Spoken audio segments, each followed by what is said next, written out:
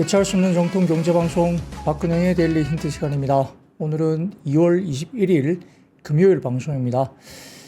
최근 시장의 분위기가 나쁘지 않고 연속 상승도 꽤 보였던 상황이기 때문에 한 주의 시간이 굉장히 빨리 흘러가는 것 같습니다.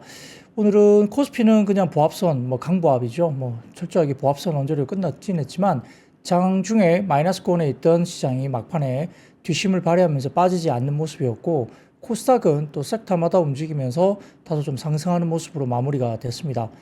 생각보다 괜찮은 시장이라고 제가 계속 말씀드렸고, 아직까지도 국내 시장에 대한 비관론이 팽배하기 때문에 여전히 긍정적으로 좀 더 갈 수도 있다라고 말씀들을 드려왔는데, 시장이 정말 나쁘지 않습니다. 종목들도 그렇고, 삼성전자도 장중에 마이너스가 꽤 이제 좀 나오다가 종가 무렵은 약보합으로 또 마무리되면서 힘이 나쁘지 않았거든요. 그래서 전체적으로 시장에 대한 부분들은 좀 쉬어갈 수는 있습니다. 기술적인 부담감이 좀 있는 구간이기 때문에 아무튼 약간의 조정이 나오거나 쉬어갈 수도 있지만, 시장에서는 2600포인트 정도까지 또 조정이 조금 나와준다면 오히려 또 비중을 확대해야 되는 어떤 기회로 본다는 거여서, 많이 빠지기보다는 약간 쉬어가거나 일정 부분 약간의 조정이 나오더라도 비중을 줄이다기보다는 오히려 상방을 놓고 긍정적으로 접근하는 것이 맞다라는 의견이 많이 나오고 있어요. 말씀드렸지만 일부 증권사는 이미 코스피 3000포인트 이야기를 하기 시작했고요.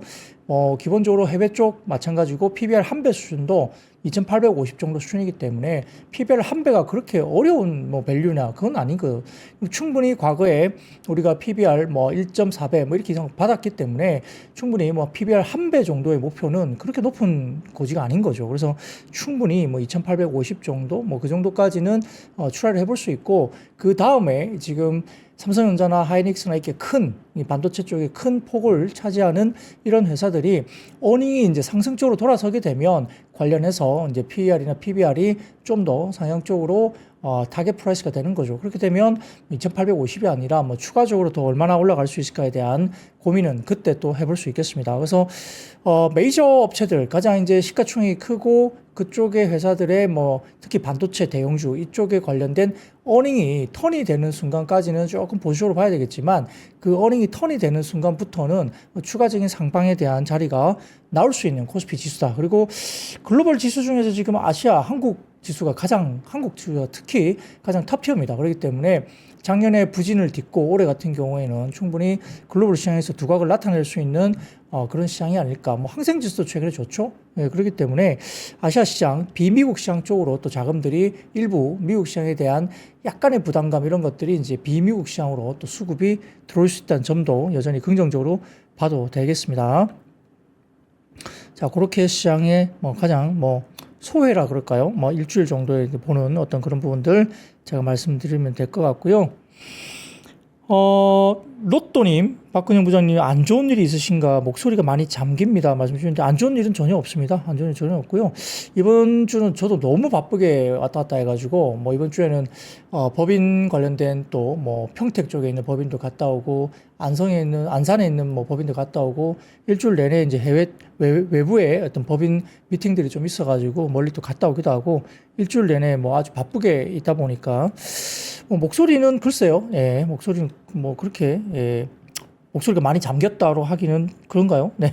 저는 괜찮습니다. 저는 괜찮고, 또 내일 쉬고, 내일은 또 가족 여행이 있기 때문에 또 즐겁게 또 갈 수 있는 주말이 되는 것 같습니다. 자, 그러면 시장 이야기를 들어가 보도록 하죠.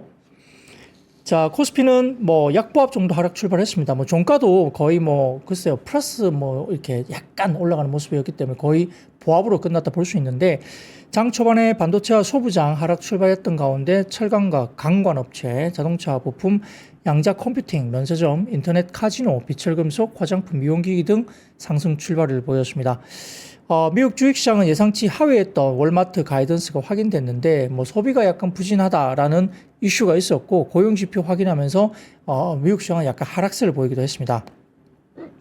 월마트가 6.5% 정도 빠졌는데요. 예상치 하회한 가이던스 실적 발표가 있었고요. 그 다음에 소비자 신뢰지수가 하락했고 예상치를 하회했다는 점, 이런 부분들도 약간 시장에서 부정적인 이슈가 될 수도 있겠죠. 신규 실업수당 청구 건수가 21만 9천 건으로 예상치를 상회했습니다. 그래서 전반적으로 봤을 때 월마트와 신규 실업수당 청구 건수 이런 걸 본다면 소비 관련된 변수이고요. 그다음에 고용과 관련된 이제 소비자 신뢰 지수까지는 소비가 관련된 부분이고, 그다음에 신규 실업수당 청구 건수가 이제 고용에 대한 부분인데, 소비와 고용 이 두 가지에 대한 불안감이 조금 더 확대됐다는 미국 시장의 배경이 있는 거죠. 그래서 금리와 달러가 다시 좀 빠지는 모습도 보였습니다. 코스피는 2거래일 연속 숨 고르면서 슈어 가기가 일어났고요. 2월에 수출 양호한 가운데 관련 섹터 쪽은 또 상승을 보이기도 했습니다. 7거래일 연속 상승을 했던 지난 며칠이었고요. 그다음에 RSI가 70에 도달한 뒤에 약간의 단기적인 과열권 이슈가 나오면서 좀 쉬어갈 수 있다. 약간의 눌림 조정도 나올 수 있다. 이런 분석이 있었는데 2거래일 연속 쉬어가는 장이 역시 오늘 나타났습니다. 외국인은 2거래일 연속 현선물 동반 순매도가 나타났고요. 조선 기계 업종에 대한 차익 실현이 지속됐고, 방사는 상승세로 돌아섰습니다. 철강과 금융주도 상승을 했습니다. 자, 수출 같은 경우는 2월 1일부터 20일까지 수출이 전년 대비 16% 증가했고요. 무역 수위도 흑자였고, 수출 호조 종목으로서 삼양식품 같은 라면 업종도 상당히 긍정적인 모습이 나타나고 있죠.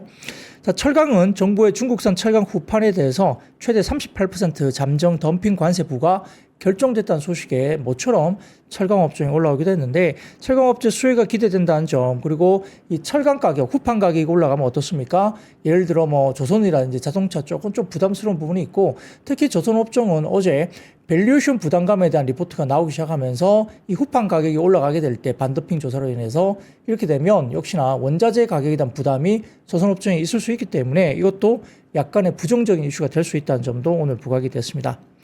자, 방산 같은 경우는 석종건 방위사업청장이 UAE 방위산업 전시회에서 K방산을 홍보를 하기도 했고, 중동 순회와 각국 국방장관 미팅도 있는 상태이고요. 더군다나 방산 관련해서는 GDP 대비 나토 기준 관련해서 또 이슈가 있었기 때문에 이것도 방산에 굉장히 긍정적인 모습을 보였고요.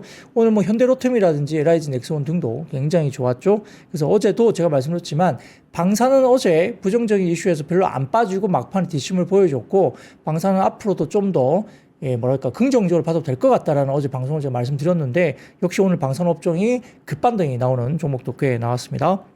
자, 자동차는 현대차 그룹이 GM과 미국 글로벌 공장 공유 방안 공개 예정으로 기사가 나오면서 부품 업종까지 긍정적으로 보였는데요.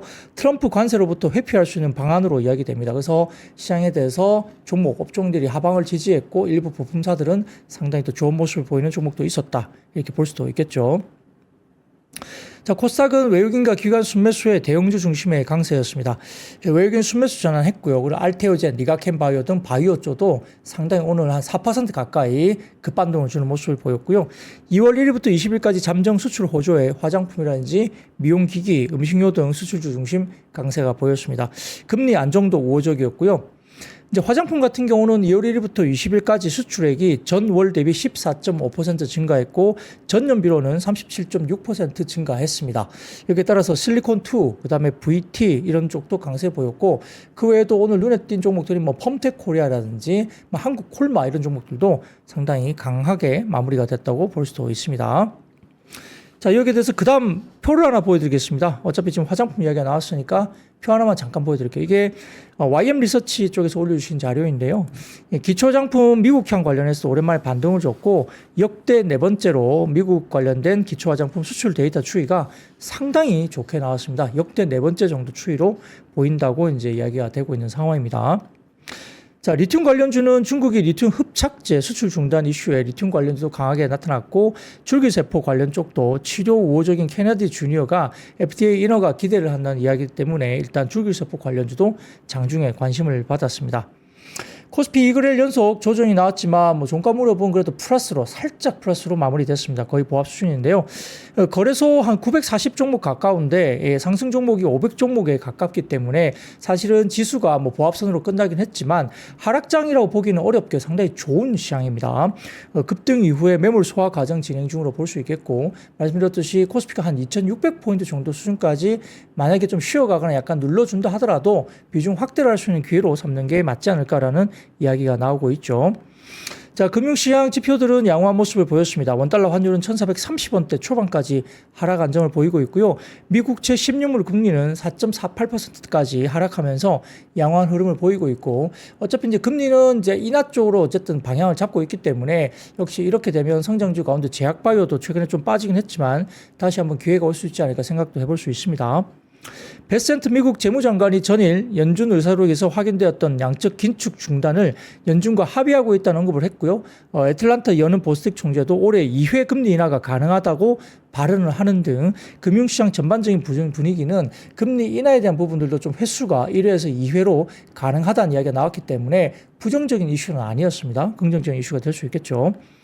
미국 증시 영향력으로 인한 글로벌 증시 그리고 국내 증시 조정이 나타나고 있긴 하지만 과열됐던 미국 소비 경기의 둔화가 일부 확인되면서 미국채 금리와 달러 지수가 하락 안정되는 것은 상승 추세 복귀 이후에 오히려 이제 미국이 아닌 비미국, 특히 한국도 마찬가지고요.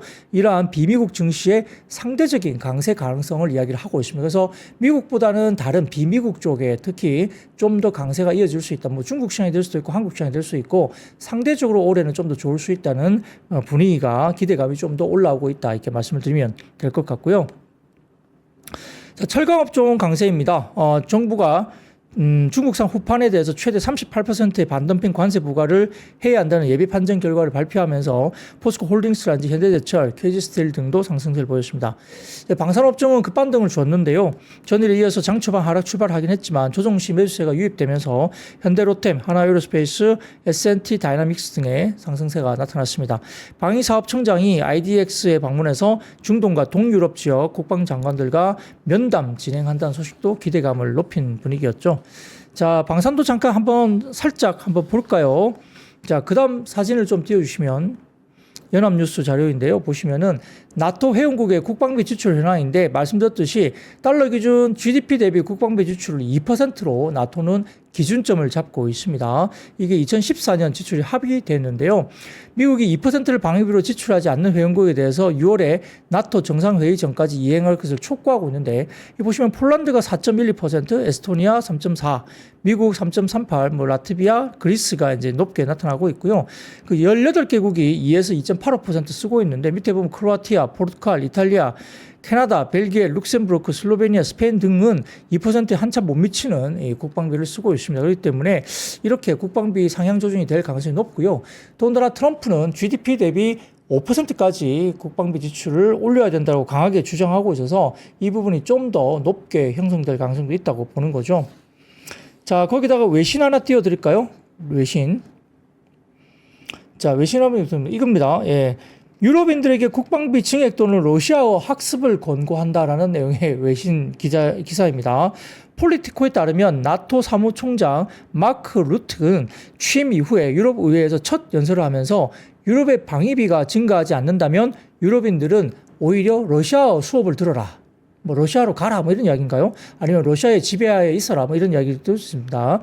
그래서 여러 가지 부분은 유럽인들은 러시아 수업을 그만두거나 아니면은 뉴질랜드로 이사를 가야 될지도 모른다라고 경고를 했다고 합니다. 그러니까 이렇게 루트 같은 경우는 동맹의 방위비 지출 목표를 현재 각국 GDP 2% 기준 이상으로 높일 것을 촉구했는데 이 목표는 현재 블록의 32개 회원국 중에 24개만이 달성하고 있기 때문에 나머지 회원국들 관련해서 8개 회원국들은 이제 지키지 않고 있고 트럼프는 5%까지 이야기를 하고 있죠. 그러니까 역시 나토 사무총장이 엄청나게 강력하게 이야기를 하고 있는 거죠. 그래서 이만큼 이제 유럽 쪽이라든지 나토 쪽의 분위기가 방위비 증액에 대한 부분들을 강력하게 촉구하고 있다는 점에서 방산 쪽의 분위기가 그렇게 나쁠 것 같지는 않은 거죠. 그런 것들도 한번 고민을 해볼 필요가 있겠죠.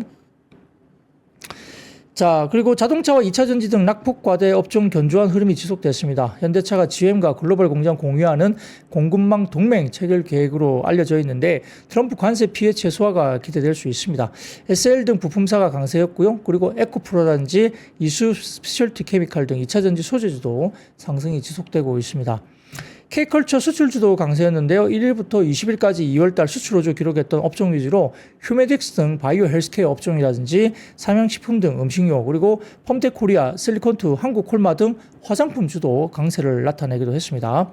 한편 전일 한한령 해제 기대감에 큰 폭으로 상승했던 YG엔터라든지 SM 등 엔터주라든지 DOE 등 미디어 업종 일부 차익 실현 매물이 출회됐는데 오늘 기사가 또 한한령 해제, 뭐 국내 관계자는 갸우뚱 뭐 이런 식으로 기사가 나왔는데 근데 그 어느 때보다 지금 분위기는 좀 무르익고 있는 것이 아닌가 개인적으로 생각해 볼 수 있고 5월이라고 이제 딱 이야기된 정도로 본다면 예전보다는 가시성이 좀 높지 않을까라고 저는 개인적으로 생각하고 있어요. 그래서 어제 하루 오르고 오늘 그냥 빠지기에는 좀 아까운데 아무튼 뭐 어제 뭐 급반등을 줬기 때문에 오늘 단기 차익이 나올 수도 있겠지만 이걸 그렇게 쉽게 안 될 거라고 생각하기는 좀 어렵다는 거죠. 그래서 일정 부분 좀 강행성을 열어놓고 엔터미디어 쪽은 좀 보자는 거고요. 아직까지 밸류에이션이 너무 급하게 올라서 부담스러운 영역이 아니라면 뭐 엔터미디어는 뭐 한한령 해제가 아니다 하더라도 충분히 지금 플레이를 할 수 있는 상황이다 볼 수 있고 그리고 뭐 엔터 기업들 뭐 마찬가지로 올해는 작년보다 실적이 좋을 거예요. 그렇기 때문에 그냥 그 자체로도 괜찮다. 근데 한한령 해제가 되면 상당히 좀 폭발적인 뭔가가 있을 수 있다는 점인데요. 그날 말씀드렸지만 미디어 업종들은 뭐 새롭게 IP 쪽에서 구작을 팔 수 있기 때문에 그쪽에서 그냥 구작을 팔면 전부 다 감가상각이 끝났기 때문에 이익으로 다 들어옵니다. 그렇기 때문에 미디어사 가운데 예를 들어서 뭐 제작사들이 구작을 IP를 많이 갖고 있는 회사들은 열리게 되면 상당히 뭐 중소형주 가운데 상당히 좋은 IP 판매를 통해서 이익을 확 올릴 수 있는 구간이 되는 겁니다. 근데 이제 예를 들어 기획사 같은 경우는 뭐 여러 가지 부분에서 뭐 여러 가지 뭐 MD라든지 뭐 음원 음반 이건 어디서도 살 수 있죠. 근데 실제 공연이 이루어져야만이 돈이 올라온다 이런 것들을 볼 수 있고요. 거기에서 광고라든지 그런 것까지 가기 때문에 쳐다보기에는 엔터 기획사들이 공연이 이루어지지 않으면 살짝 어떤 뭐 상승되는 어떤 부분들이 영역이 조금 뭐 제한적일 가능성이 높다는 이야기도 있을 수가 있습니다. 다만 어쨌든 펀더멘탈적으로 뭔가 변화가 있을 수 있고 센티적으로도 상당히 긍정적일 수 있기 때문에 그런 것들을 같이 보시면 좋고 중국 쪽에 매출 비중이 좀 높았던 종목을 오히려 거꾸로 좀 좋게 긍정적으로 접근할 필요도 있겠다 이렇게 볼 수도 있겠죠. 자, 그래서 업종 상승 탑3 섹터로서는 금속과 부동산, 운송창고였고요. 업종 하락 바텀3는 보험과 증권, 통신 정도로 볼 수도 있겠습니다. 엔화 강세가 지속되고 있고 금값도 연이은 신고가고요. 차주 화요일 날 금통위가 예정되어 있습니다. 금리 인하 가능할지 확인도 다음 주에 좀 필요하지 않을까 이렇게 생각도 듭니다. 자, 그런 것들 중심으로 이제 오늘 하루를 정리를 좀 해보면 좋을 것 같습니다. 뭐 대응이 각각 다르기 때문에 하루하루 좀 계속적으로 이 철저하게 대응 정도로 생각하시면 될 것 같은데 근데 글쎄요 뭐 어쨌든 좀 기획사가 그렇게 비싸 보이진 않거든요 아직까지는. 그래서 어느 정도 좀 긍정적으로 접근 가능하다 볼 수는 있겠고 좀 더 현실적으로 구체적인 게 나오면 더 좋겠죠. 그래서 약간 호흡이 조금 길더라도 어쨌든 관심을 갖고 좀 더 보자 말씀드릴 수가 있겠습니다. 자, 그렇게 정리를 해드리면 될 것 같고요. 자, 그러면 뭐 오늘 매크로 지표 하나만 더 보여드릴까요? 매크로 지표 하나만 좀 올려주세요. 요거거든요. 이게 뭐냐면은 필라델피아 여는 제조업 활동 지수입니다. 생산 지표는 전반적인 제조업 활동 지수와 신규 주문 그리고 출하 모두 지난달 대비 하락은 했지만 장기 평균을 상회하는 확장 국면이 아직 있다는 점에서 뭐 리세션이라든지 완전 부러진다 이런 것은 아니다 볼 수 있겠고요. 고용도 역시 하락을 하긴 했지만 플러스 양의 흐름은 그대로 유지가 되고 있습니다. 그렇기 때문에 뭐 고용 같은 경우도 그렇게 문제가 되진 않은 것 같아요. 대부분 기업들이 고용 규모를 동결했고 일부 기업에서만 소폭 증가하고 있어서 고용도까지는 탄탄하다 볼 수는 있겠습니다. 자, 그래서 뭐 여러 가지 부분에서 향후 6개월간 경기만 놓고 보면 긍정적인 전망은 다소 이어지고 있다. 다만 약간의 지난달 대비 낙관적인 수준이 눈에 띄게 좀 약화되고 있는 모습은 있을 수 있다는 거고요. 뭐 그래서 그런 부분 중심으로 뭐 그냥 뭐 모르겠어요. 소프트 랜딩 이 정도로도 뭐 어느 정도 약간의 뭐 조정 이런 것도 있을 수 있겠지만 뭐 급격한 뭐가 있어서 확 분위기가 바뀔 그런 분위기는 아니다. 이게 볼 수도 있겠죠. 이런 것들도 한번 참고를 해보시면 좋을 것 같습니다. 자, 이렇게 시장이 뭐 그렇게 걱정할 만한 건 아니다. 이렇게 볼 수도 있겠죠. 자, 그러면 섹터로 바로 넘어가도록 하겠습니다. 첫 번째입니다. 오늘 단연 철강 업종이 눈에 띄었는데요. 산업통상자원부 무역위원회가 전일 무역위원회 개최를 하고 현대제철이 제기한, 그러니까 이번에는 현대제철이 뭔가 방아쇠를 당긴 거예요. 현대제철 측이 제기한 중국산 탄소광 및 그 밖의 합금강 열갑 압연 후판 제품, 열연 후판이죠. 덤핑과 관련해서 잠정 덤핑 방지 관세 부과를 기재부에 건의를 했다고 합니다. 무역인은 열연 후판에 대해서 덤핑 수입으로 국내 산업에 실질 피해를 미칠 수 있는 충분한 근거가 있다고 예비 판정을 했고 본 조사 기간 중에 발생할 수 있는 피해를 방지하기 위해서 잠정 덤핑 방지 방지 관세 27.91%에서 38.02%를 부과를 건의하기로 했다고 알려집니다. 또한 무역인은 중국, 인도네시아 및 대만산 스테인리스강 평판 압연 제품, 그리고 중국의 인도네시아 및 태국산 폴리프로필렌 연심제 필름, 그리고 이에 대해서 덤핑 방지 관세 부과 조치 연장을 건의하기로 결정했다고 하면서 언제든지 기재부는 1월 1개월 내에 잠정 조치 부과 여부를 결정하고요. 관보 개재 등 행정 절차를 감안하면 1, 2개월 내에 관세가 부과될 가능성이 있다고 알려지고 있습니다. 그래서 최근에 경기 불황 속에 전방 산업이 부진했고 중국산 저가 제품 공세로 대대적인 감산에 들어가는 부침이 심했지만은 이번 조치가 수익성 개선의 단초가 될 수 있다라고 기대감이 커지고 있다 이렇게 알려지고 있습니다. 중국산 후판 공급 과잉 때문에 국내 시장에 그게 많이 뿌려지면서 저가제가 범람하고 후판 가격을 같이 떨어뜨렸기 때문에 국내 업계도 치킨 게임을 벌이면서 수익이 악화될 수밖에 없었다. 이번 조치로 시장을 지키고 수익성을 개선할 여지가 생겼다라고 밝히기도 하고요. 가격을 이유로 중국산을 쓰던 수요 기업들이 비슷한 가격이면 역시 이제 중국산보다는 국산을 쓰겠다 이렇게 나서고 있기 때문에 다시 국산에 대한 주문을 돌릴 가능성이 있다라고 이제 분석은 됩니다. 그래서 오늘 철강 관련된 주식들이 괜찮은데요. 자, 참고로 현재 작년 중국산 후판 수입 물량은 연간 138만 톤으로 알려지고 있는데 이게 직전 연도 대비 5.5% 증가한 수준입니다. 현재 2월 14일 기준 국내 후판 가격이 톤당 약 90만 원 정도 수준으로 알려지고 있는데 중국산 대응제는 톤당 80만 원 수준으로 알려집니다. 그리고 중국산 수입 유통가가 톤당 78만 원이기 때문에 국내 후판 가격이 톤당 90만 원이니까 약 10% 이상 가격 차이가 나고 있습니다. 중국산 후판에 관세 30%를 부과하면 톤당 101만 원 정도가 되기 때문에 일반제 또는 중국산 대응제 모두 중국 대비 가격 경쟁력을 갖게 되기 때문에 이래서 어쨌든 그 관세 부과가 역시 국내 철강업체에 긍정적으로 볼 수 있다 이렇게 이야기가 될 수 있는 거죠. 근데 그 다음 표 보여드리겠습니다. 메리츠증권에서 나온 자료인데요. 24년 후판 수입 물량 대비 중국산 후판 수입 비중은 65.7%에 달한다라고 제일 위쪽 그래프에 나와 있고요. 가운데 그래프를 보시면 24년 국내 업체 출하량 대비 중국산 후판 수입 비중은 23.6%로 계속 올라가고 있습니다. 그리고 제일 아래쪽으로 내려주시면 국내 후판 생산업체 동국제왕과 현대제철 포스코 정도인데요. 후판 매출 비중이 한 15% 정도 이야기가 되고 있죠. 현대제철과 포스코 정도 수준입니다. 그래서 이렇게 되고 있는데 자, 반덤핑 예비 판정 결과 관세율은 바오스틸이 27.91%, 장수 샤강이 29.62%, 샹탄스틸, 사이노 인터내셔널, 샤먼 ITG가 38.02%, 기타 공급자가 31.69%로 이제 관세가 결정되는 관세율로 이야기됩니다. 임시 관세는 예비 판정 시점부터 최종 판결 전까지 적용이 되고요. 예비 판정 이후에 KTC는 본 조사를 통해서 덤핑 마진과 국내 산업 피해를 최종적으로 확정을 할 것으로 보입니다. 예비 판정일로부터 한 3에서 7개월 이내 최종 판정이기 때문에 하반기 정도의 이야기가 될 수 있다 보이는 것 같고요. 여기에 따라서 무역위가 역내 내린 반덤핑 결정 가운데 국내 시장 규모가 가장 크다고 볼 수 있습니다. 정부의 적극적인 무역 구제 정책 집행 의지가 확인됐다라고 지금 이야기가 될 정도이고요. 그리고 중국산, 일본산 여름 강판 반덤핑 예비조사도 곧 착수할 측면이기 때문에 긍정적 결과 가능성이 확대되고 있다는 겁니다. 그래서 후판 생산 국내 기업들이 포스코, 현대제철, 동국제각은 저가 수입 물량 감소 효과로 점유율 확대가 기대되고 있고요. 조선사와의 후판가 협상에서도 기존 대비 상대적으로 유리한 위치를 점유할 수 있기 때문에 판가 인상으로 인한 수익성 개선 또한 기대될 수 있다 이렇게 보는 거죠. 자, 그래서 국내 업체 가운데 24년 후판 매출 비중은 제가 다시 말씀드리면 포스코 같은 경우는 후판 매출 비중이 14%, 현대제철은 13%, 동국제강은 후판 매출 비중이 23%에 달합니다. 반덤핑 관세 부과의 타임라인을 본다면 조사 개시, 요청 개시가 2개월, 그리고 조사 개시에서 예비 판정까지 최소 3개월에서 5개월, 예비 판정에서 최종 판결이 최소 3개월에서 7개월, 조사 개시에서 최종 판결까지는 최소 6개월에서 12개월인데 그러면 하반기 정도 이야기가 될 수 있다고 보이는 것 같습니다. 자, 여기에 대해서 이제 NH투자증권에서는 철강과 조선에 대한 어떤 영향을 이야기를 했는데요.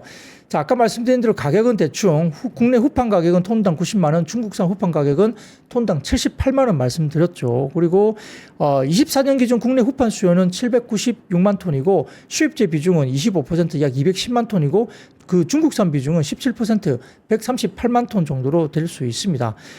후판 연간 생산 능력은 포스코가 640만 톤, 현대제철이 250만 톤, 동국제약이 70만 톤 수준인데 매출액 비중은 한 10에서 20% 정도 추정이 됩니다. 그래서 철강 쪽은 역시나 이제 수혜를 받을 수 있다 보는 것 같고, 말씀드렸던 조선 같은 경우는 중국산 후판 수입 축소로 원가율 1% 상승 우려가 있다는 겁니다. 대안이 있는 대형사보다는 중소형사에 더 큰 부담이 조선사에 될 수도 있다 보이는 것 같고요. 대형사 국내 조선사 기준 후판의 중국산 비중은 약 20% 수준 알려져 있습니다. 조선업종 주력 선종인 LNG선, 컨테이너선에서 후판 사용량은 약 각각 15%, 20% 정도 수준이고요. 30% 관세를 적용할 경우에는 원가율 약 1%포인트 상승 요인입니다. 그래서 이것도 살짝 부정적인 요인으로 될 수 있는데, 그래서 이런 것들 중심으로 인해 가지고 여러 가지 원가 부담이 높아질 수 있는 거죠. 그래서 현재 국내 조선사들은 25년 상반기 후판가 협상 진행 중에 있는데, 국내 철강 기업과의 가격 협상에는 악영향이 불가피하고요. 철강 가격 상승은 조선사들이 이미 원가 상승에 반영하고 있어서 수익성 개선 궤적이 변하지는 않을 것 같지만, 어쨌든 가격 협상에서는 또 추가적인 가격 협상은 약간의 부정적인 부분들이 불가피하다는 점에서 NH투자증권에서 조선업종에 대해서는 일부 좀 보수적인 코멘트를 내기도 했습니다. 자, 그리고 상상인증권에서도 철강 스팟 코멘트에 대해서 쥐구멍에도 벼들나는 온다, 이런 리포트를 내긴 했는데, 역시 국내 철강 업체들은 이렇게 덤핑 관련된 반사 수혜로서 조선 쪽으로 단가는 올라가고 그 다음에 판매량도 확대가 기대된다. 철강 업종은 긍정적으로 볼 수 있다, 이렇게 이야기를 같이 상상인증권에서 이야기를 했고요. 그런 것들 중심으로 좀 긍정적으로 역시 철강을 보자라고 이야기를 많이 하고 있는 것 같습니다. 그래서 아주 간만에 최근에 석유화학 쪽도 바닥에서 이제 고개를 살짝 들기도 했지만, 이 철강 업종도 이렇게 그 무거운 철강 업종이 오늘은 이러한 부분에서 수혜 기대감이 이제 반영됐다라고 볼 수 있겠죠. 자, 그러면 두 번째 섹터로 넘어가겠습니다. 현대차 그룹이 GM과 이르면 내달 글로벌 생산 시설과 공급망 공유 1차 포괄적 협력 방안 발표 소식 등이 있었습니다. 자동차 완성차와 부품 업종이 움직였는데요. 자, 이게 이제 트럼프 관세를 좀 피하기 위한 방법으로 GM을 같이 협력해서 활용한다, 이런 전략이 아닌가 싶습니다. 현대차 그룹은 미국과 멕시코, 중국, 체코, 슬로바키아, 인도, 튀르키예, 베트남, 브라질 등의 공장을 두고 있고, GM은 캐나다, 멕시코, 이집트 등에서 생산 시설을 가동 중에 있는데, CKD 방식을 활용하면 현대차는 공장이 없는 캐나다와 이집트에서 또 차를 생산할 수 있고요. GM도 철수와 유럽과 인도에서 현대차 그룹의 공장을 활용해서 재진출이 가능한 윈윈이 될 수 있다 이야기를 할 수 있습니다. 특히 현대차 그룹은 GM과 동맹을 맺어서 트럼프발 관세 폭탄의 피해를 줄일 수 있는 방안으로 이 방법이 거론되고 있는데, GM은 미국의 11개 생산 시설을 운영 중으로 이곳에서 현대차, 기아가 CK 등으로 생산하면 관세가 부과될 물량이 크게 감소할 수 있을 것으로 분석이 됩니다. GM 국내 미국 공장의 생산량이 늘면 현지 투자와 고용 역시 활성화되면서 트럼프 정부의 정책 기조에 부과하게 된다, 이렇게 알려지기도 했습니다. 그래서 완성차라든지 한온 시스템, 현대위아, 모비스, SL, 사면, 화신, 모베이스 등 자동차 부품 관련된 주식도 상당히 긍정적으로 움직였다, 볼 수도 있겠네요. 자, 그래서 그 다음 사진 하나 보여드리겠습니다. 현대차 그룹과 GN의 협력 분야인데요. 승용과 상용 차량의 개발과 생산, 내연기관과 친환경 에너지 개발 생산, 전기 수소 기술 개발, 배터리 원자재, 철강, 기타 소재 등도 이제 같이 협력을 한다. 이렇게 소싱, 통합 소싱이죠. GM과 같이 원재료 소싱을 같이 한다라고 볼 수 있겠죠. 자, 이제 근데 이게 왜 중요하냐 하면, 자, 그 다음 표를 보여드리겠습니다. 자동차와 반도체, 의약품 대에서 대미 수출 현황입니다. 보시면은 자동차 같은 경우는 수출국 중에 미국이 1위입니다. 49.1% 수출을 가장 많이 하고 있는 곳이고요. 그 다음에 반도체 같은 경우는 미국이 5위 정도가 됩니다. 지금 보시면 중국이 466억 달러 정도 되나요? 이게 1등이고요. 홍콩, 대만, 베트남 이런 순인데, 미국이 약 5번째 정도로 수출 중에 5번째 정도 되고요. 그 다음 아래쪽에 의약품 쪽을 보시면은 지금 미국이 15억 달러, 그러니까 전반적으로 총 수출액 중에 96억 달러 중에 미국이 또 1위를 차지하고 있죠. 그래서 우리가 자동차라든지 의약품 같은 경우는 관세에 대해서 좀 예민하게 생각을 할 수밖에 없다, 이런 이야기가 이유가 될 수 있는 거죠. 이것도 한번 충분히 참고를 해보시면 좋을 것 같습니다. 자, 그리고 그 다음 표를 보여드리면 이제 완성차하고 그 다음에 오늘 부품주가 상당히 좋았기 때문에 현대차 그룹의 해외 시장 동반 지출 부품사를 같이 좀 봐야 된다 이야기를 하면서 미국 쪽을 보고 멕시코 쪽을 본다면 역시 이렇게 나와 있죠. 현대 모비스라든지 같이 나간 쪽이 어디입니까? 모비스, 그 다음에 HL 만도, 그다음에 한온 시스템, 그 다음에 SL, 그 다음에 서현 이화, 그 다음에 대원 강업 이런 종목들이 미국과 멕시코에 동시에 동반 진출했던 것으로 이제 보입니다. 자, 그런 것도 중심으로 분위기가 상당히 이야기가 되고 있죠. 자, 그런 것도 봤고요. 그 다음에 한투증권에서 오늘 현대차그룹과 GM의 글로벌 생산 시설 공유 관련된 코멘트를 내면서 충분히 현실 가능성이 있다라고 이제 자체 코멘트를 냈고요. 양사의 협력을 끌어낼 수 있는 시너지가 존재한다 이야기를 했습니다. GM은 미국 공장문을 열어둔 대가로 현대차 기아의 해외 거점, 유럽과 인도 등의 거점을 마련할 수 있고요. 그리고 하이브리드 기술력을 원할 가능성도 있다고 보입니다. 그리고 협력 범위가 더 넓어진다면 현대차 그룹의 상대적 강점인 전기차 관련된 eGMP 관련된 플랫폼, 그리고 PA 시스템, 그리고 BSA 현대 모비스 쪽이죠. 이 관련된 등을 활용할 수 있는 이런 부분들도 GM 쪽에서 요구할 수 있다. 현대차 그룹으로 이렇게 이야기되고 있는 것 같고요. 완성차, 현대 모비스, 부품사, 타이어 이 순으로, 그러니까 완성차가 제일 수혜이고 그다음에 현대 모비스, 그다음에 일반 부품사, 그다음에 타이어 순서대로 승자와 패자 구분이 가능한데 현대 모비스는 GM형 대형 수주 가능성이 증가된다는 점에서 모비스를 주목하자 부품주 가운데 이렇게 이야기를 하고 있고요. 현대차 그룹의 생산 판매 총량이 늘어나지 않기 때문에 부품사들보다는 완성차가 오히려 더 유리하다는 점이고, 그래도 미국의 동반 제출한 부품사들은 공급망이 또 유지될 가능성이 있어서 이 부분도 긍정적으로 부품사를 볼 수 있다 이렇게 평가를 하기도 했습니다. 자, 지금 댓글창을 보니까 오랜만에 우유빛깔 박근영이 나왔네요. 멜라라님, 예, 감사합니다. 이게 좀 한 번씩 이렇게 힘을 주시는 말씀하시면 굉장히 힘이 납니다. 자, 내용 자체도 도움이 되시죠? 그게 가장 큰 격려이고요. 예, 힘이 됩니다.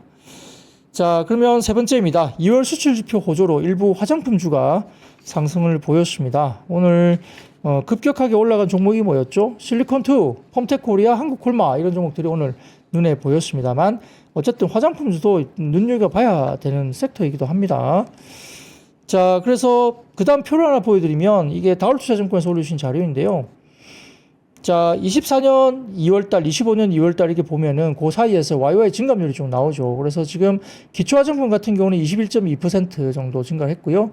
미국은 22.3%, 마스크팩은 49.5%, 일본 쪽도 26.3%로 이렇게 많이 올라온 게 보이면서 그래서 이 표는 이렇게 참고를 해보시면 좋을 것 같고, 어쨌든 기초화장품이 좋았고, 미국 쪽 좋았고, 그 다음에 마스크팩 좋았고, 일본 쪽도 상당히 나쁘지 않았다 이렇게 볼 수 있습니다.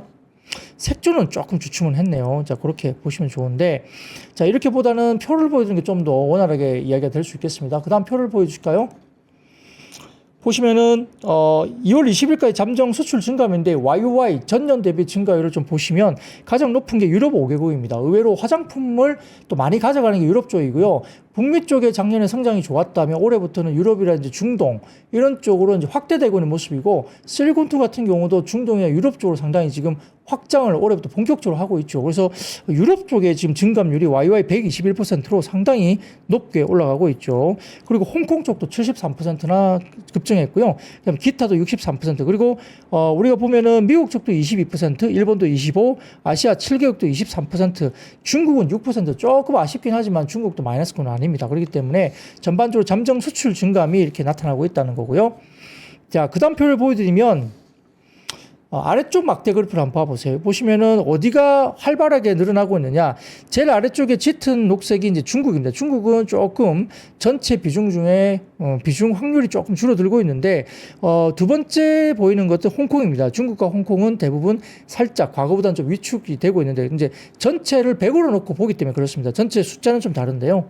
근데 세 번째, 아래부터 세 번째 보시면 미국입니다. 미국이 과거에 한 8% 정도 되던 게 지금 16%까지 2배로 올라왔어요. 그래서 미국 시장의 매출 점유율이 한 2배 정도 올라왔다. 16%.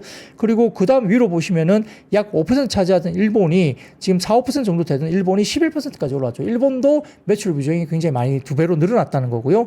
그 다음에 13% 정도 유지가 됐던 아시아 7개국이 한 15%에서 조금 역시 늘어나고 있고, 그 외에도 유럽 5개국이 지금 살짝 올라오고 있는데 한 2에서 3% 정도 되는 것들이 유럽 5개국이 7%까지, 이것도 2배 정도로 올라오고 있다는 겁니다. 그래서 중국과 홍콩 쪽이 좀 비중이 줄면서 아까 말씀드렸던 미국, 일본, 아시아 7개국, 유럽 5개국, 뭐 기타 이런 쪽으로도 상당히 많이 메이크업을 해주고 있다는 점도 이제 눈에 띄게 보일 수 있습니다. 그래서 전체 화장품 수출이 4억 8,600만 달러 정도 되는데 전년 동월비 34% 증가 그리고 전월비 14% 정도까지 증가를 했고요. 특히 중국 포함한 주요 지역 모두가 YY 성장률을 보였다는 점 그리고 주요 지역인 미국과 일본 모두 20% 이상 성장률을 보였다는 점도 긍정적이었고 유럽 5개국, 홍콩, 기타 지역 각각 유럽은 121%, 홍콩이 73%, 기타 지역이 63%로 독보적인 성장이 있었다는 점 긍정적이었다 이렇게 볼 수도 있습니다. 그래서 이런 것들 중심으로 해놨고 오늘 실리콘2가 제법 많이 올라왔고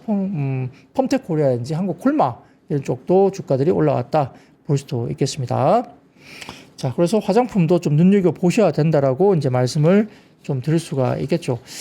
자, 뭐 분위기를 봐서는 최근에 또 잊혀졌던 마스크팩도 아까 눈에 보이지 않습니까? 일본향으로 나가는 마스크팩도 60% 정도 증가를 했어요. 그래서 우리가 지금 마스크팩은 조금 아이템 가운데 좀 잊혀진 아이템으로 볼 수는 있는데 마스크팩 관련된 쪽도 역시 분위기가 좀 좋아지고 있고 더군다나 일본 시장이 좀 더 커질 수 있는 부분은 올리브영도 이번에 아마 CJ그룹이 일본으로 진출하지 않나요? 그런 것들도 긍정적으로 영향을 미칠 수가 있다고 보입니다. 뭐 국내 시장에서 올리브영이 굉장히 잘 하고 있고 그다음에 일본 시장으로 CJ그룹이 확장을 하기 때문에 뭐 그런 부분들도 상당히 일본 시장에서 노크를 해볼 수 있다.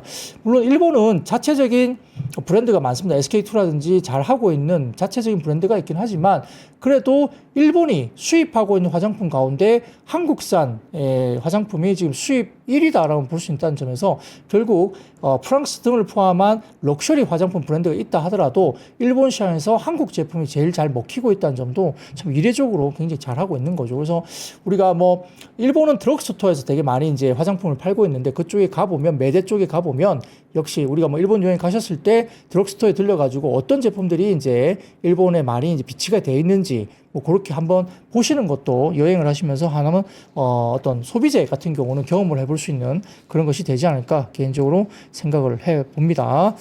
화장품 섹터도 여전히 최근에 뭐 아웃퍼폼을 못했어요. 뭐 오르락내리락 그러고 있는데 좀 치고 나가는 종목들이 그렇게 많이 안 나와서 조금 더 지켜볼 필요가 있겠습니다만 어느 한순간 작년만큼의 성장세가 오늘 가능하다.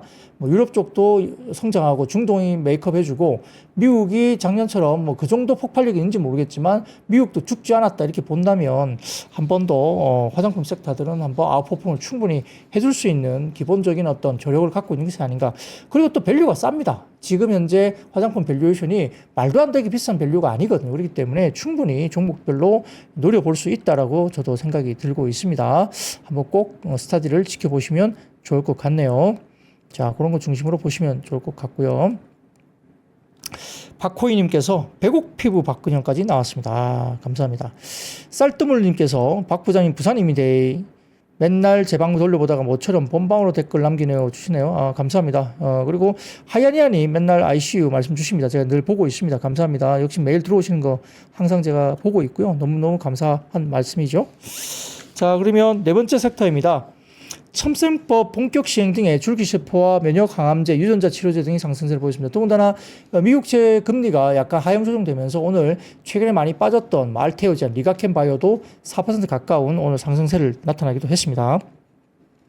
자, 첨단 재생의료 및 첨단 바이오 의약품 안전 및 지원에 관한 법률, 이게 첨생법인데 개정안이 본격 시행됩니다. 첨생법 개정안 핵심은 첨단 재생의료 적용 범위 확대가 되고 임상시험 단계 치료제의 사용을 허용하고요. 첨단 재생의료 기간 확대 등입니다. 기존에는 첨단 재생의료가 중증 희귀 난치 질환에만 적용이 됐지만 개정안 시행 이후에는 일반 질환도 포함될 예정이고 연구 대상자가 아닌 일반 환자도 재생의료 서비스를 받을 수 있게 됐고 세포, 유전자 치료제, 조직공학 등 첨단 재생의료 기술 적용 활용폭이 굉장히 넓어질 것으로 얘기되고 있는 상황입니다. 첨생법은 임상시험과 허가 절차를 간소화하고 규제를 명확히 해서 연구 효율성을 높이는 데 중점을 두고 있고 이는 신약 개발 기간을 단축하고 첨단 기술을 활용한 치료제 개발을 가속화할 것으로 기대된다는 이제 분석이 나오고 있습니다. 특히 줄기세포, 그다음에 유전자 치료, 조직공학 등의 첨단 재생의료 기술은 희귀, 난치질환 환자들에게 새로운 치료 기회를 제공해 줄 수 있다는 점에서 긍정적으로 이야기될 수가 있겠습니다. 그래서 뭐 오늘 이엔셀, 엑셀세라큐틱스, 차바이오텍, 파미셀, 바이젠셀, CG인바이츠, 클리노믹스 이렇게 좀 평소에 잘 못 듣던 종목들이 이렇게 움직임이 있었다. 면역 항암제, 줄기세포, 유전자 치료제 이런 관련주들이 움직였다 볼 수 있겠고요. 기본적으로 올해 같은 경우도 역시 ADC, 그다음에 SC제형 이쪽에 이야기가 많이 나올 거예요. 여전히 ADC 쪽은 확장성이 굉장히 높다고 보입니다. 그래서 최근에 알테오젠과 리가켄 바이오 이런 종목들이 뭐 좀 쉬어가고 있고, 뭐 리가켄 바이오는 조정이 나와서 좀 아래쪽에 밴드 하단까지 내리면서 상당히 많이 빠져 있고, 그리고 알테오젠 같은 경우는 최근에 바닥에서 올라온 다음에 잘 안 빠지고 있지만 주춤하고 있거든요. 추가적인 어떤 레벨업이 안 되고 있는 모습이긴 하지만 뭐 더 많이 빠질 그런 자리는 아닌 것 같아요. 그래서 리가켄 바이오, 알테오젠, 뭐 보로노이 이런 종목들 이야기 다 되는데 역시 이런 종목들은 계속 눈여겨 보셔야 됩니다. 어느 순간 상단 박스를 돌파할 가능성이 굉장히 높다 보이는 거고, 또 리가켄 바이오 같은 경우는 삼바하고 같이 또 MOU를 맺으면서 기술력을 인정받고 같이 윈윈할 수 있는 쪽으로 가고 있기 때문에 ADC 제형과 관련된 이쪽 관련해서는 역시 상당히 이 기준점을 가지고 긍정적으로 계속 쳐다볼 필요가 있습니다. 계속 트래킹 하시면서 팔로우업을 계속 하셔야 될 걸로 저는 보입니다. 그런 것들도 보시면 좋을 것 같습니다. 보리콩콩님도 오랜만에 본방사수 해주시다 이야기를 하네요. 자, 감사합니다. 단 하나님도 잘 듣고 계시다고 보입니다. 예, 월요일날 뵈시자고 하면서 오늘 미리 좀 어디 가시는 모양이에요. 금요일날 또 가족들이나 아니면 친구들 만나서 좋은 시간 보내시면 좋을 것 같고요. 자, 그리고 네, 이게 뭐고 모르겠다님, 뭐 저에 대한 배고픽으로 인정하신다고요? 네, 뭐 인정은 아주 오래 전에 인정받았습니다. 네, 그래도 감사합니다. 자, 그리고 오늘 뭐 STO 토큰 증권 발행 법안 국회 정무위 법안 소위 상정 불발 소식에 STO와 NFT 관련주가 일단 빠졌습니다. 이게 말씀드렸듯이 전일 정무위원회 법안심사 제1소위원회가 STO 관련 법안을 모두 상정하지 않았습니다. 그래서 이게 조금 아쉬운 부분이 있는데 업계에서는 토큰 증권 제도화의 속도가 붙을 것이라 전망을 했었는데 결국은 소위 안건에 오르지 못하면서 회계 처리가 어려워졌다 이야기가 되고 있죠. 그래서 관련주들은 주가가 빠졌다 볼 수 있는 상황이고요. 그리고 마지막입니다. 보험사의 지급 여력 비율 악화 우려 등의 생명보험과 손보도 좀 빠졌는데요.